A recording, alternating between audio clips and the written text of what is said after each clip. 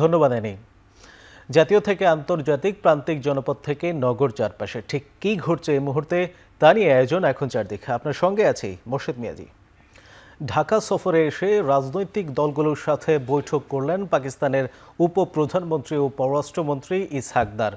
শনিবার গুলশানে পাকিস্তান দূতাবাসে বিএনপি, জামায়াত ইসলামী ও এনসিপির নেতাদের সাথে বৈঠক করেন তিনি। দুপুরে ঢাকায় আসেন ইসহাক দার। এর মধ্য দিয়ে ১৩ বছর পর পাকিস্তানের কোনো পররাষ্ট্রমন্ত্রী বাংলাদেশ সফর করলেন। মূলত বাংলাদেশ সরকারের আমন্ত্রণেই ঢাকা আসেন পাক পররাষ্ট্রমন্ত্রী। শুরুতেই সদস্য সচিব আখতার হোসেনের নেতৃত্বে এনসিপির ৭ সদস্যের প্রতিনিধি দলের সাথে বৈঠক করেন তিনি। এরপর বৈঠক হয় জামায়াত ইসলামীর নায়েবে আমির আবদুল্লাহ মোহাম্মদ তাহিরের নেতৃত্বে ৫ সদস্যের প্রতিনিধি দলের সঙ্গে। বৈঠকে দুই দেশের স্বার্থ সংশ্লিষ্ট বিষয় ছাড়াও আঞ্চলিক সম্পর্ক উন্নয়নে অর্থবহ আলোচনা হয়েছে বলে জানায় জামায়াত ইসলামী।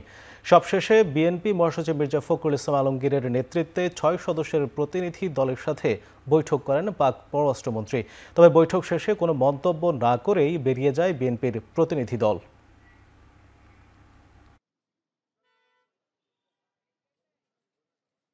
আমরা আমাদের যে 71 ডিলের যে ইস্যুটা আছে সেটা যেমন রয়েছে, তেমনিভাবে এই দুইটি দেশের মধ্যে গণ অভ্যুত্থানের পরে ২৪-এর পরে কিভাবে হলো বাংলাদেশের সাথে অন্য দেশের ফরেন পলিসি হবে, এটার বড় একটি আজকে মিটিং হয়েছে। আমরা তাদেরকে বলেছি ৭১ ইস্যুটা দ্রুত সলভ করা উচিত। তারা বলেছে তারা এটাতে অগ্রগামী এবং দে আর রেডি টু ডু ইট।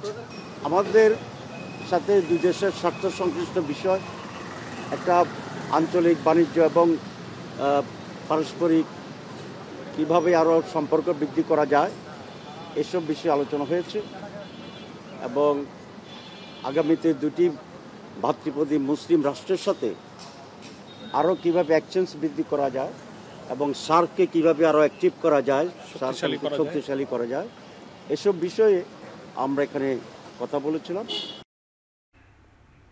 নির্বাচন কমিশন স্বাধীনভাবে কাজ করছে উল্লেখ করে সিইসি এএমএম নাসির উদ্দিন বলেছেন, সরকার কখনো তাদের মতো করে কাজ করতে বললে দায়িত্ব ছেড়ে দেবেন তিনি। শনিবার সকালে রাজশাহীতে আঞ্চলিক নির্বাচন কর্মকর্তাদের সঙ্গে মতবিনিময় সভায় সাংবাদিকদের সিইসি আরও বলেন, আগামী রোজার আগে নির্বাচন অনুষ্ঠানের যাবতীয় প্রস্তুতি নিচ্ছে কমিশন। এ সময় সুষ্ঠু ও গ্রহণযোগ্য নির্বাচন অনুষ্ঠানের বিষয়ে সিইসি বলেন, যারা ভোট কেন্দ্র দখলের আশায় আছেন তাদের স্বপ্ন দুঃস্বপ্নে পরিণত হবে। কেন্দ্র দখলের চেষ্টা করলে পুরো কেন্দ্রের ভোট বাতিল করা হবে। চূড়ান্ত ভোটার তালিকা ২ সপ্তাহের মধ্যে প্রকাশের কথাও মত বিনিময়ে উল্লেখ করেন প্রধান নির্বাচন কমিশনার। বলেন, যেসব কর্মকর্তা বিগত নির্বাচনে স্বপ্রণোদিত হয়ে অনিয়ম করেছিল সেসব কর্মকর্তাদের দায়িত্ব দেওয়া হবে না। আওয়ামী লীগের নির্বাচনে অংশ নেয়ার বিষয়ে জানান, বিচার শেষ না হওয়া পর্যন্ত তাদের নির্বাচনে আসার সুযোগ নেই। আর পিআর পদ্ধতির বিষয়ে সিইসি বলেন, কমিশনের সংবিধানের বাইরে যাওয়ার সুযোগ নেই। গণমাধ্যম কর্মীদের বিভিন্ন প্রশ্নের উত্তর দেওয়ার পর রাজশাহীর আঞ্চলিক কর্মকর্তাদের সঙ্গে মত বিনিময় করেন সিইসি।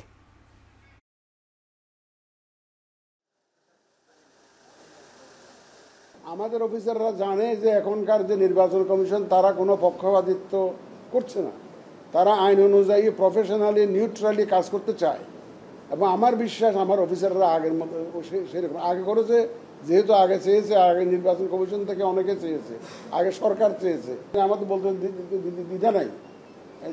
যেদিন সরকার চাইবে সেদিন নাসিরউদ্দিন এই চেয়ারে থাকবে না, এটা ধরে রাখেন।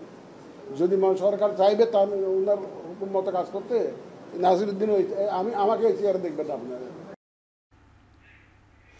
ফেব্রুয়ারির মধ্যে নির্বাচন আয়োজনে কোনো অসুবিধা নেই। এরই মধ্যেই সবকিছু পুরোপুরিভাবে সরকার প্রস্তুত থাকবে বলে জানিয়েছেন স্বরাষ্ট্র উপদেষ্টা জাহাঙ্গীর আলম চৌধুরী। শনিবার রাজধানীর গাবতলীতে কৃষি উন্নয়ন কর্পোরেশনের হিমাগার ও কেন্দ্রীয় বীজ পরীক্ষাগার পরিদর্শন শেষে গণমাধ্যমের সঙ্গে আলাপকালে এসব কথা বলেন কৃষি ও স্বরাষ্ট্র উপদেষ্টা বলেন, জনগণ নির্বাচনমুখী, তাই নির্বাচন নিয়ে কোনো ষড়যন্ত্র কাজে আসবে না।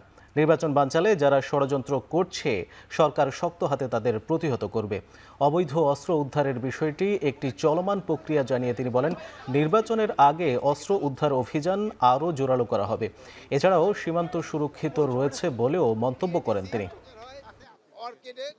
টিস্যু কালচার হয় এবং খেজুরেরও টিস্যু কালচার শুরু হয়। কে কার দোষত্ব বোঝা যাচ্ছে না। যেমন ধরেন ফেব্রুয়ারি মাসে নির্বাচন করতে আমাদের কোনো ধরনের অসুবিধা হবে না। আমাদের চিফ অ্যাডভাইজার, মাননীয় চিফ অ্যাডভাইজার যে রোড ম্যাপটা মানে ডেটটা বলে দিচ্ছে, আমার রোড ম্যাপটা তো ইলেকশন কমিশন দিবে, আমরা ওইভাবে আমরা ইলেকশন করার জন্য প্রস্তুতি নিচ্ছি এবং আমরা ওই সময় পুরোভাবে প্রস্তুত থাকবো। আমাদের সীমান্ত নিরাপদ এবং সুরক্ষিত। আপনাদের আমাদের জনগণও কিন্তু সাংঘাতিক সচেতন। আগামী নির্বাচনের নিরাপত্তা দিতে আনসারের ৬.৫ লাখ সদস্য প্রস্তুত রয়েছে বলে জানিয়েছেন বাহিনীর মহাপরিচালক মেজর জেনারেল আব্দুল মোতালেব সাজ্জাদ মাহমুদ। এর মধ্যে তাদের প্রশিক্ষণের মাধ্যমে দক্ষ বাড়ানো হচ্ছে বলেও জানান তিনি।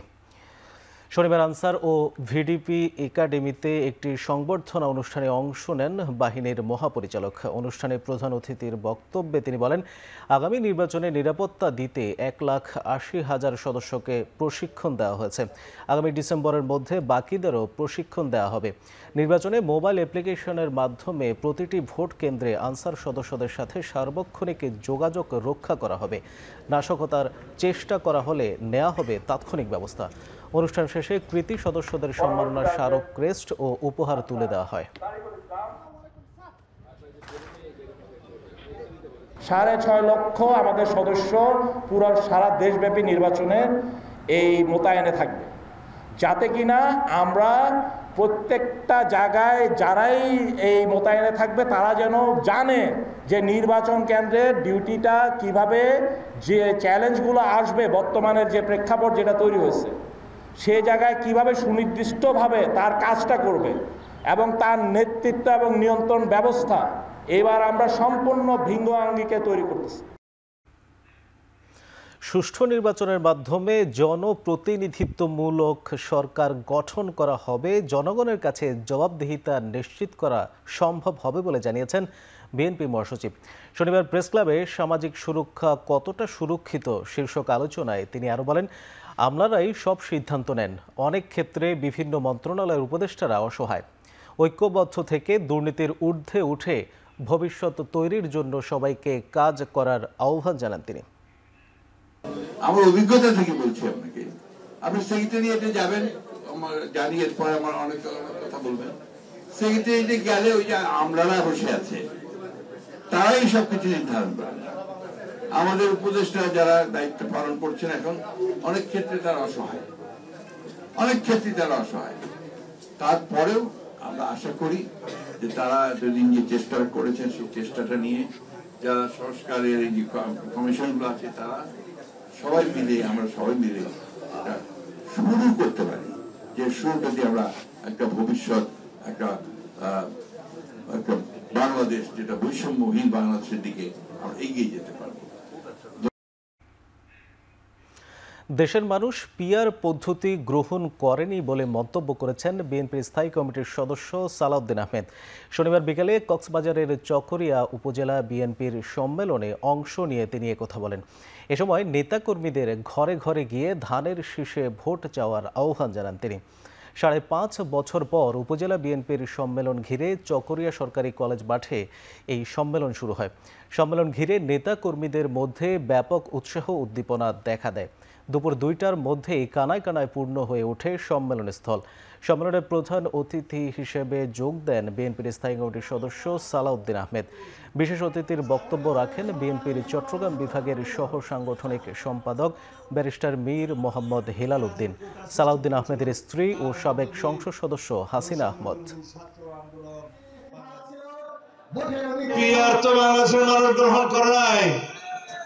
কেউ কেউ এই পিআর বলে এখনো গলা ফাটাচ্ছে।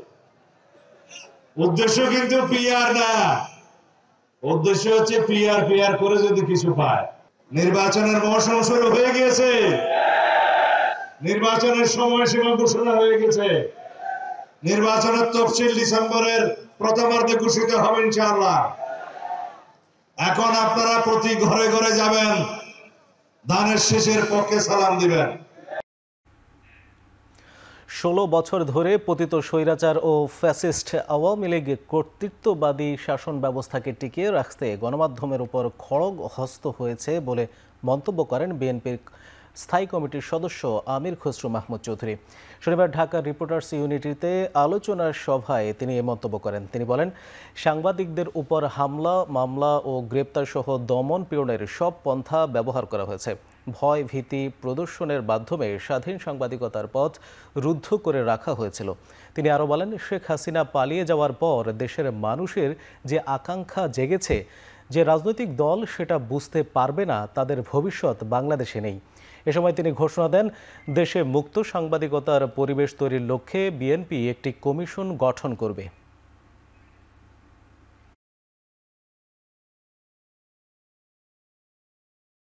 শেখ হাসিনা পালিয়ে যাওয়ার পরে বাংলাদেশের জনগণের মনোজগতে যে পরিবর্তন এসেছে, যে প্রত্যাশা জেগেছে, যে আকাঙ্ক্ষা জেগেছে, যে রাজনীতিবিদ এবং যে রাজনৈতিক দল সেটা বুঝতে পারবে না, ধারণ করতে পারবে না, বাংলাদেশের রাজনীতিতে আগামী দিনে তাদের জন্য কোনো জায়গা থাকবে না। জনগণের ভোটাধিকার ও সুষ্ঠু নির্বাচন নিশ্চিত করতে বিএনপি এক চুল ছাড় দেবে না বলে হুঁশিয়ারি উচ্চারণ করেছেন দলের স্থায়ী কমিটির সদস্য ইকবাল হাসান মাহমুদ টুকু। শনিবার দীর্ঘ 9 বছর পর জামালপুরে অনুষ্ঠিত বিএনপির ত্রিবার্ষিক সম্মেলনে একথা বলেন তিনি আরও বলেন, এবারের সম্মেলন হচ্ছে ভোট যুদ্ধে অংশগ্রহণ করার প্রস্তুতির সম্মেলন। সম্মেলনে বিএনপির যুগ্ম মহাসচিব হাবিবুন নবী খান সোহেল বলেন, বিপথগামী সামান্য কয়েকজন নেতাকর্মীর জন্য দলকে সমালোচনা সহ্য করতে হচ্ছে। সম্মেলন ঘিরে সকাল থেকেই পুরো শহরে সাজে ব্যানার ফেস্টুনে। জেলার 7টি উপজেলা ও 8টি পৌর বিএনপির সম্মেলন ইতোমধ্যেই সম্পন্ন হয়েছে।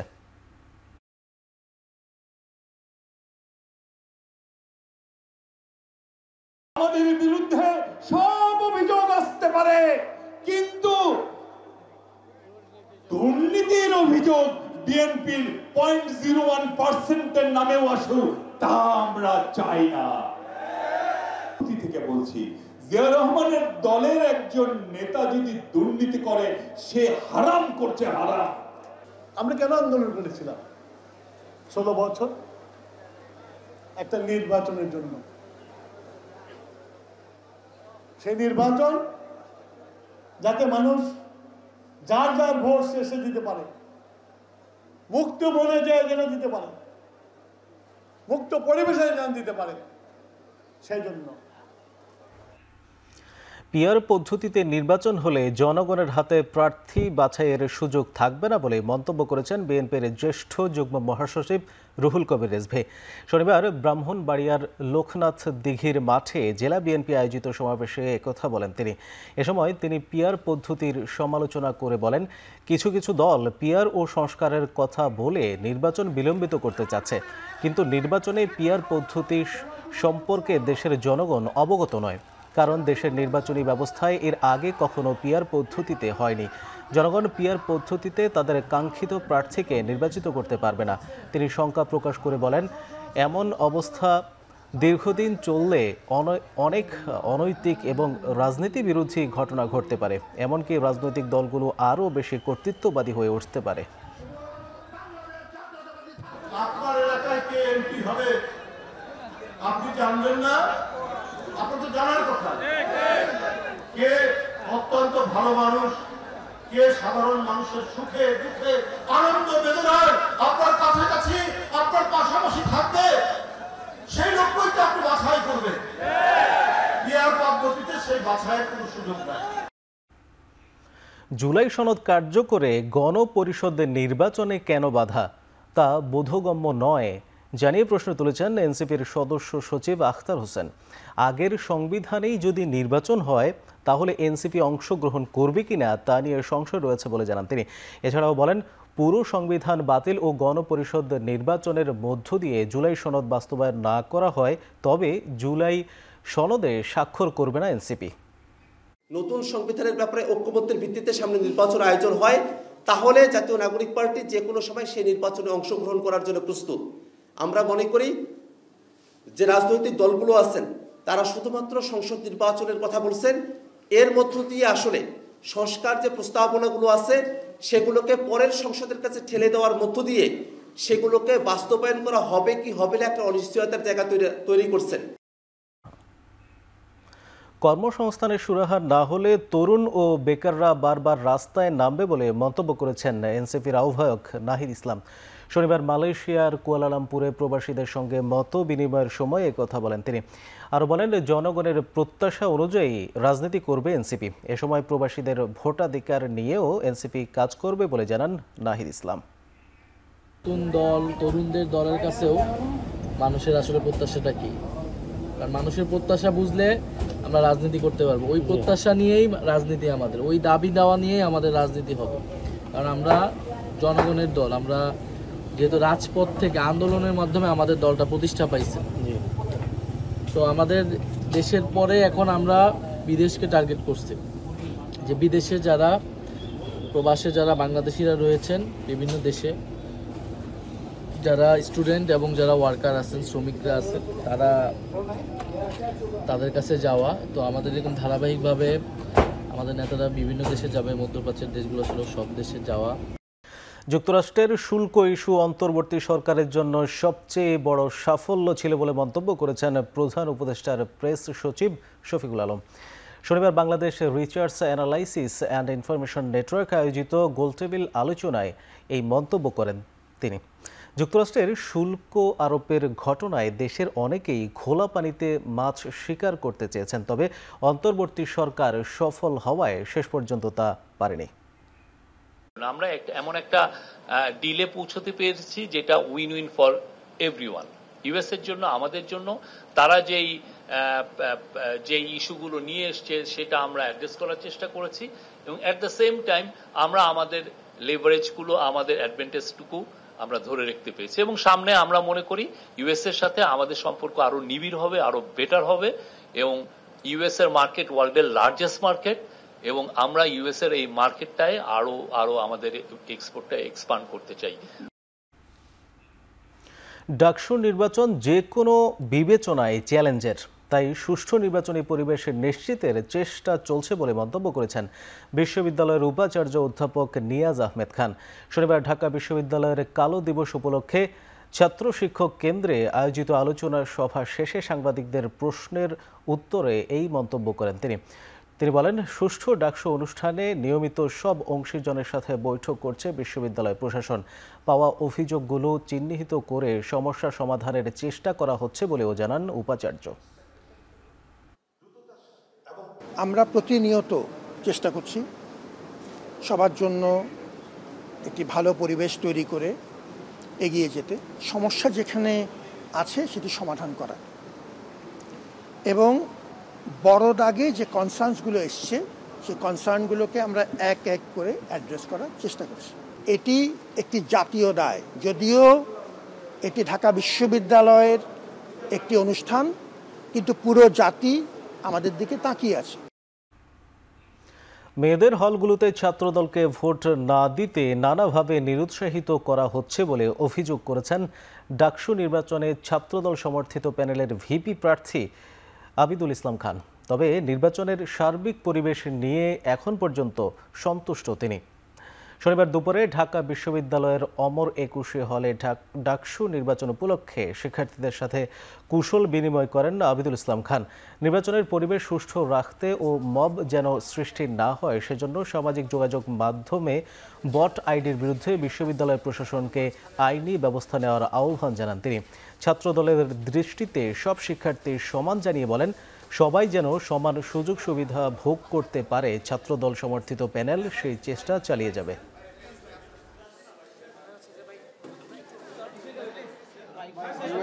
রুকিয়া হলে আমাদের যে প্যানেল আছে সেই প্যানেলের মেয়েদেরকে যথেষ্ট ডিস্টার্ব করছে, প্রতিপক্ষরা যথেষ্ট ডিস্টার্ব করছে, এবং নানান ধরনের তাদের হল গ্রুপে পোস্ট দেওয়া হচ্ছে যে ভোট না দিতে জেনারেল স্টুডেন্টদেরকে নিরুৎসাহিত করা হচ্ছে, এবং কি অ্যানোনিমাস আইডি দিয়ে, ফেক আইডি দিয়ে। দেখেন, বিশ্ববিদ্যালয় প্রশাসনকে আহ্বান করছি, যারা এই আইডিগুলোর অ্যাডমিন আছে, মডারেটর আছে, তাদেরকে আবার ডেকে আনেন। ডেকে এনে যদি আপনারা সেগুলো কন্ট্রোল করতে না পারেন, তাহলে আইডিগুলোকে এই পেজগুলোকে আপনারা ভ্যানিশ করে দেন। প্রতিপক্ষকে কাদা ছোড়াছুড়ি না করে মেধার ভিত্তিতে প্রতিযোগিতা করার আহ্বান জানিয়েছেন ঐক্যবদ্ধ শিক্ষার্থী জোটের ভিপি প্রার্থী সাদিক কায়েম। শনিবার বিকেলে ঢাকা বিশ্ববিদ্যালয়ের কেন্দ্রীয় লাইব্রেরির সামনে সংবাদ সম্মেলনে একথা জানান তিনি।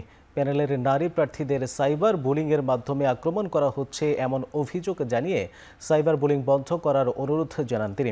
এছাড়া ডাকসুতে নির্বাচিত হলে লাইব্রেরির সংস্কার করে আন্তর্জাতিক মানে নিয়ে যাওয়ার সহ লাইব্রেরির তৈরির প্রতিশ্রুতি দেন তিনি। অন্যদিকে আচরণবিধি লঙ্ঘন করে অনেকে প্রচার চালাচ্ছে, প্রশাসন একপাক্ষিক আচরণ করছে বলেও অভিযোগ করেন জিএস প্রার্থী SM ফরহাদ হোসেন। বলেন, আচরণবিধি লঙ্ঘন করে এখনই অনেকে প্রচার চালাচ্ছেন, কিন্তু কমিশন এর বিরুদ্ধে কোনো ব্যবস্থা নিচ্ছে না।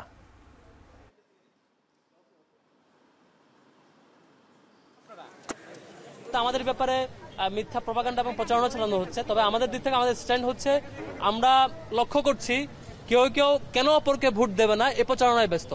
কেন তাকে আপনি ভোট দেবেন এই প্রচারণা তিনি বলতে পারছেন না। তিনি এই ধরনের মানে ইশতেহারবিহীন অবস্থায় এবং তাকে কেন লোকজন ভোট দেবে সেই তথ্য তার কাছে নাই। মেধার মাধ্যমে তারা আমাদেরকে মোকাবেলা করতে না পেরে তারা ক্রমাগত আমাদের বিরুদ্ধে প্রপাগান্ডা করছে, আমাদের বোনদের বিরুদ্ধে সাইবার বুলিং করছে। আমরা সবাইকে আহ্বান করছি, আসেন এই ধরনের কাদা ছড়ি আমরা বন্ধ করি, আমরা প্রতিযোগিতা করি, আমরা মেধার চর্চা করি, আমরা আইডিয়ার প্রতিযোগিতা করি, আমরা শিক্ষার্থীদেরকে আমরা আগামী ঢাকা বিশ্ববিদ্যালয় কেমন বিনির্মাণ করতে চাই সেই আইডিয়াগুলো আমরা বিশ্ববিদ্যালয়ের শিক্ষার্থীদের সামনে আমরা পেশ করি।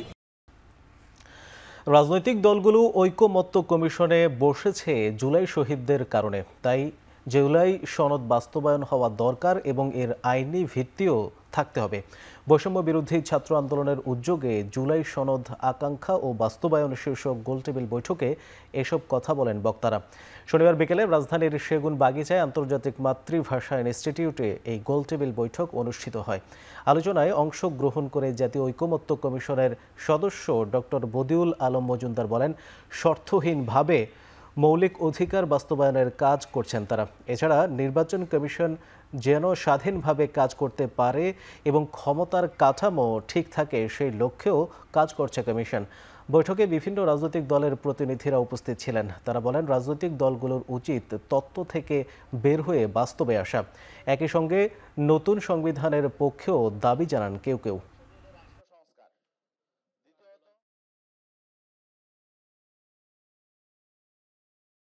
ঘোষণাপত্র নিজেই নিজেকে এনাক্ট করে, নিজেই নিজেকে বলবৎ করে। ঘোষণাপত্র বলবে যে আমি আজকে থেকে কার্যকর হলাম। 24-এর গণ অভ্যুত্থানের একটা জেনারেশনাল ফাইট আছে। 71 যেভাবে আমাদের বাবাদের জেনারেশনাল ফাইট ছিল, জুলাই অভ্যুত্থানে সকল অংশীজনের যেই এখানে অবদান ছিল, সকল অংশীজনকে এখানে ইনক্লুড করা হয় নাই। আমাদের জার্নিটা ডিফারেন্ট হতে পারে, বাট এন্ড গোল ডেস্টিনেশন হচ্ছে এমন একটা বাংলাদেশ গড়ে তোলা যেখানে আমরা সত্যি মানবাধিকারটা নিশ্চিত করতে পারবো। পদ্ধতি প্রক্রিয়া যদি আমরা পরিবর্তন না আনি, তাহলে কিন্তু পুরনো পথে হেঁটে নতুন গন্তব্যে পৌঁছা যাবে না। তো আমরা ঐক্যমত্য কমিশনের পক্ষ থেকে যেগুলো করার চেষ্টা করছি, কতগুলো মৌলিক সংস্কারের করার ব্যাপারে আমরা উদ্যোগ দিয়েছি।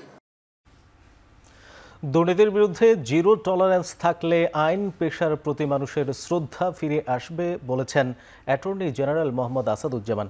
শনিবার বাংলাদেশ বার কাউন্সিলের বর্ধিত সভায় আইনজীবীদের উদ্দেশ্যে একথা বলেন তিনি। অ্যাটর্নি জেনারেল বলেন, 15,000 কোটি টাকা কোর্ট ফি জমা হলেও বিচার বিভাগের জন্য বরাদ্দ মাত্র 500 কোটি টাকা।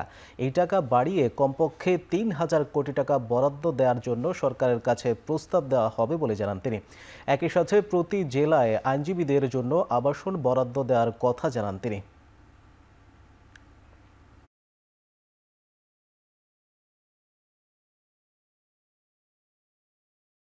দুর্নীতির বিরুদ্ধে, অন্যায়ের বিরুদ্ধে, আমাদের উইদিন কমিউনিটি যদি কেউ অপরাধ করে থাকে তাদের বিরুদ্ধে আমাদের সোচ্চার হতে হবে।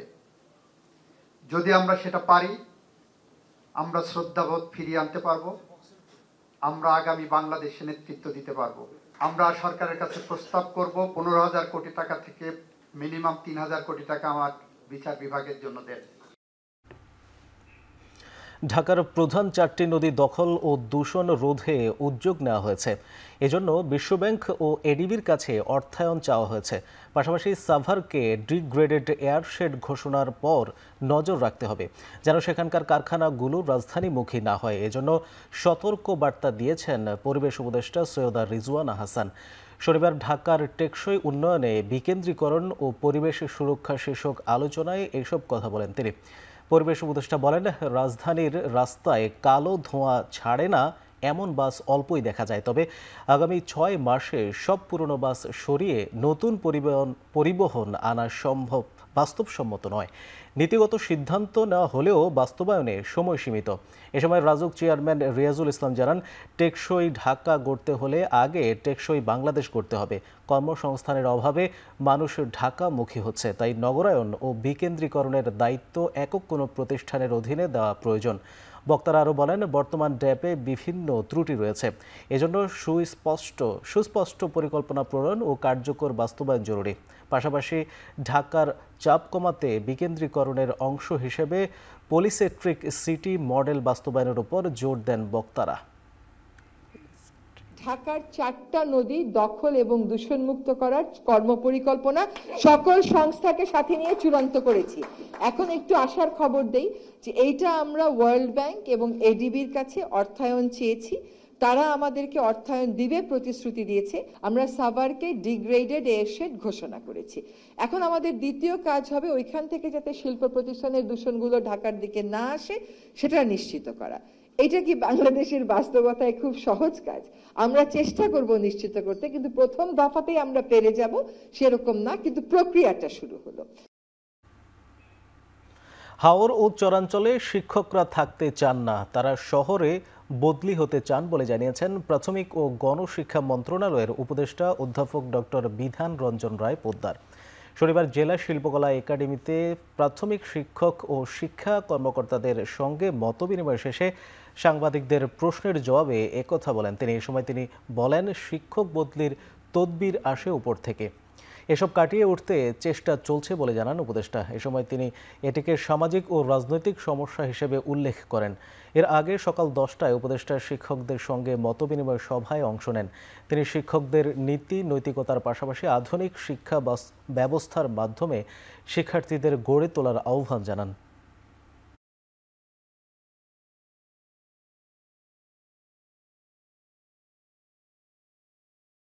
এটা শুধু হাওড়ের সমস্যা না, সব জায়গাতেই পেরিফেরি চরাঞ্চল ওইখানের টিচাররা থাকতে চায় না এবং তারা শহরে আসতে চায়।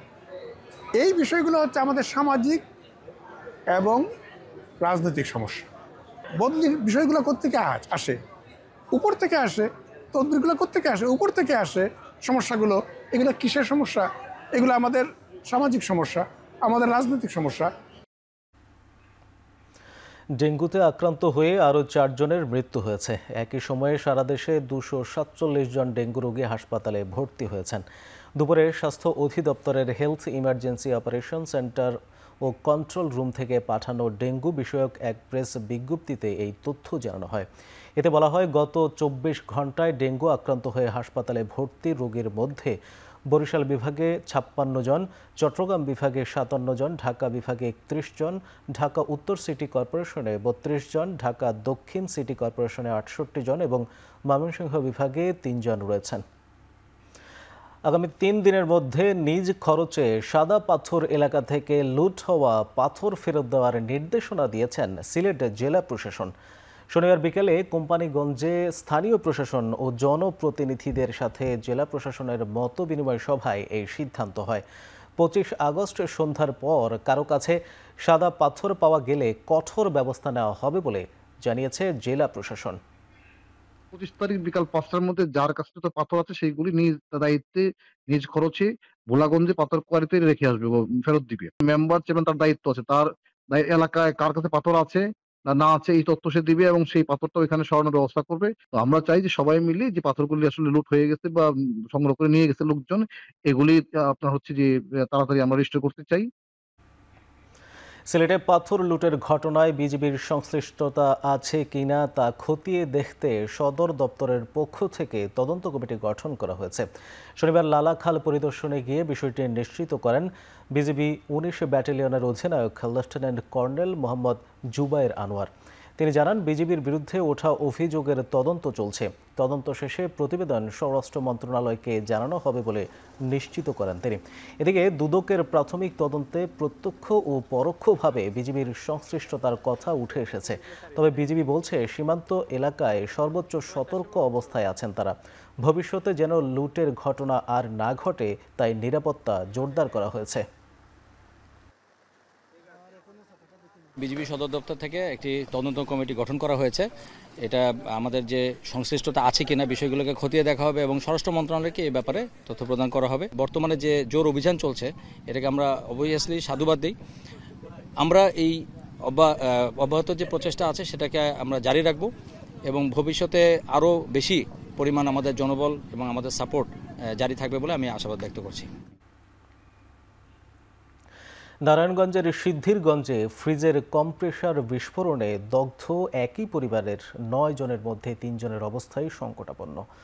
জাতীয় বার্ন ও প্লাস্টিক সার্জারি ইনস্টিটিউটের ডিএইচইউতে ভর্তি আছেন 6 জন। শনিবার বার্ন ইনস্টিটিউটের ভারপ্রাপ্ত পরিচালক ডক্টর আহমেদ উল কবির জানান, দগ্ধদের মধ্যে 3 জনের শ্বাসনালী পুড়ে গেছে। এছাড়া পুড়ে গেছে 1 মাস বয়সী এক শিশুর শরীরের প্রায় 30%। প্রাথমিক চিকিৎসা শেষে সবাইকে হাই ডিপেন্ডেন্সি ইউনিটে স্থানান্তর করা হয়েছে। আর 2 জনের প্রাথমিক চিকিৎসা চলছে। স্থানীয়রা জানান, শনিবার ভোরে হঠাৎ বিকট শব্দ শুনে তারা বাইরে বের হন। এই সময় রাস্তায় পড়ে থাকা দগ্ধ পরিবারের সদস্যদের উদ্ধার করে হাসপাতালে পাঠানো হয়।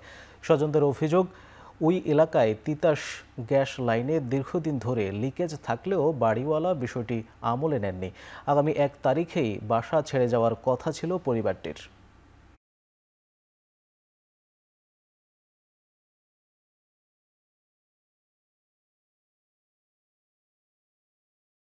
বাড়িওয়ালারা যখন বলছে, উনি যদি এটা সঠিকভাবে এটা তদারকি নিয়ে ঠিক করতো তাহলে আজকে এই দুর্ঘটনা ঘটতো না। 3টে বাজে বোমের মতন একটা আওয়াজ আইছে।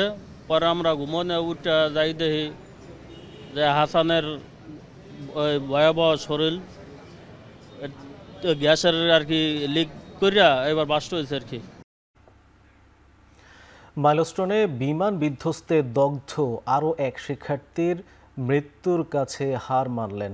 1 মাস চিকিৎসাধীন থাকার পর শনিবার সকাল 8টার দিকে বার্ন ইনস্টিটিউটে 15 বছর বয়সী শিক্ষার্থী তাসনিয়ার মৃত্যু হয়। তার গ্রামের বাড়ি ফরিদপুরের মধুখালী বলে জানা গেছে। এই ঘটনায় জাতীয় বার্ন ইনস্টিটিউটে এখন পর্যন্ত 20 জন মারা গেছেন। আর সর্বমোট মৃত্যুর সংখ্যা দাঁড়ালো 36 জনে, যার বেশিরভাগই শিশু। গত 21শে জুলাই উত্তরার দিয়াবাড়িতে মাইলস্টোন স্কুল অ্যান্ড কলেজে বিমান বাহিনীর একটি বিমান বিধ্বস্ত হয়। তামাক আইন সংশোধনের দাবিতে কেন্দ্রীয় শহীদ মিনারে মানববন্ধন ও র্যালি করেছে বিভিন্ন সংগঠনের কর্মী ও বিশ্ববিদ্যালয়ের শিক্ষার্থীরা। শনিবার মানববন্ধনে শিক্ষার্থী ও সংগঠনের নেতারা বলেন, দেশে প্রতিদিন তামাকজনিত কারণে গড়ে 442 জন মানুষের মৃত্যু হচ্ছে এবং বছরে এই সংখ্যা দাঁড়ায় 1,61,000-এ। তরুণ প্রজন্মকে ভয়াবহ এই ক্ষতির মুখ থেকে বাঁচাতে সরকারকে পদক্ষেপ নেয়ার তাগিদ দেওয়া হয় মানববন্ধন থেকে। তাদের দাবি, জনস্বাস্থ্য রক্ষা ও তরুণদের জীবন বাঁচাতে তামাক নিয়ন্ত্রণ আইন দ্রুত সংশোধন করতে হবে।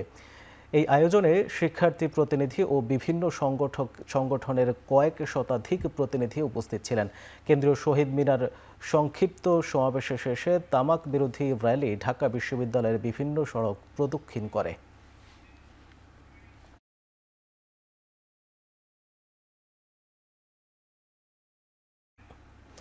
ঢাকা চট্টগ্রাম মহাসড়কে কুমিল্লার পদুয়ার বাজার ইউটার্ন বন্ধ করে দেওয়া হচ্ছে। শনিবার সকালে মহাসড়কের দুর্ঘটনাস্থল পরিদর্শন শেষে একথা জানান পুলিশ, সেনাবাহিনী ও সড়ক ও জনপথ বিভাগের কর্মকর্তারা। এ সময় তারা বলেন, কুমিল্লার পদুয়ার বাজার ইউটার্ন বন্ধের পর সকল যানবাহন সদর দক্ষিণ উপজেলার দয়াপুর দিয়ে ইউটার্ন করবে।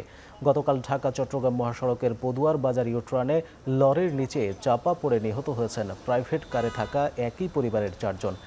এর প্রেক্ষিতে সকালে দুর্ঘটনাস্থল পরিদর্শন করেন সেনাবাহিনীর 23 বীরের অধিনায়ক লেফটেন্যান্ট কর্নেল মাহমুদুল হাসান, সড়ক ও জনপথ প্রকৌশলী ও হাইওয়ে পুলিশ কর্মকর্তারা।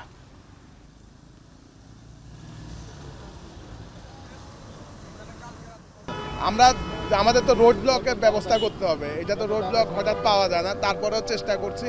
আমাদের এখানকার গণ্যমান্য ব্যক্তিরাও আছে, আমরা চেষ্টা করছি যত দ্রুত রোড ব্লক পাওয়া যাবে আমরা বন্ধ করে দেব। ৩৬ জুলাই বিপ্লবের প্রেরণা ও উজ্জীবনের অন্যতম প্রধান অনুষঙ্গ ক্যালিগ্রাফি ও গ্রাফিতির প্রদর্শনী চলছে শাহবাগে জাতীয় জাদুঘরের নলিনীকান্ত ভট্টশালী গ্যালারিতে। উদ্বোধনী অনুষ্ঠানে প্রধান অতিথি হিসেবে উপস্থিত ছিলেন ঢাকা বিশ্ববিদ্যালয়ের সাবেক ভাইস চ্যান্সেলর অধ্যাপক ডক্টর আনোয়ারুল্লাহ চৌধুরী।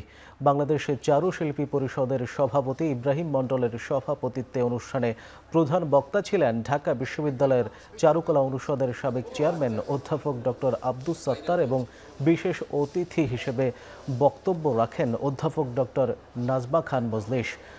প্রদর্শনীটি চলবে আগামী 31শে আগস্ট পর্যন্ত।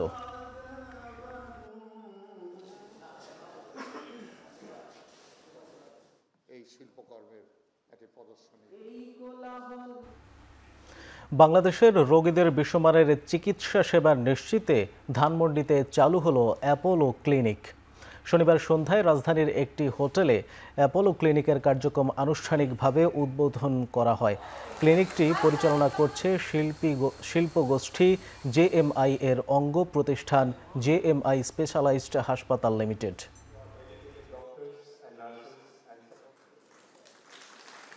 We will carry this mission forward every single day.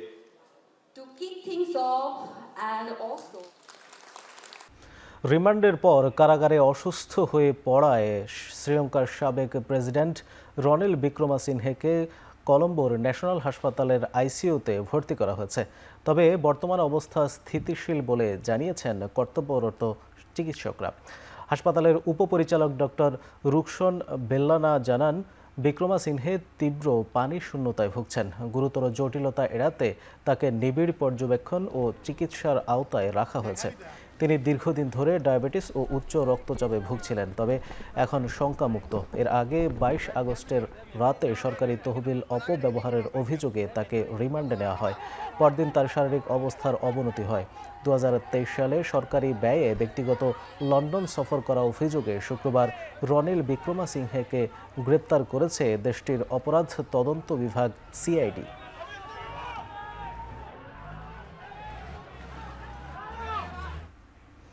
ইরানের পরমাণু কেন্দ্রে যুক্তরাষ্ট্রের হামলার নিয়ে প্রতিবেদন জমা দেয়া পেন্টাগনের গোয়েন্দা সংস্থার প্রধানকে চাকরিচ্যুত করা হয়েছে।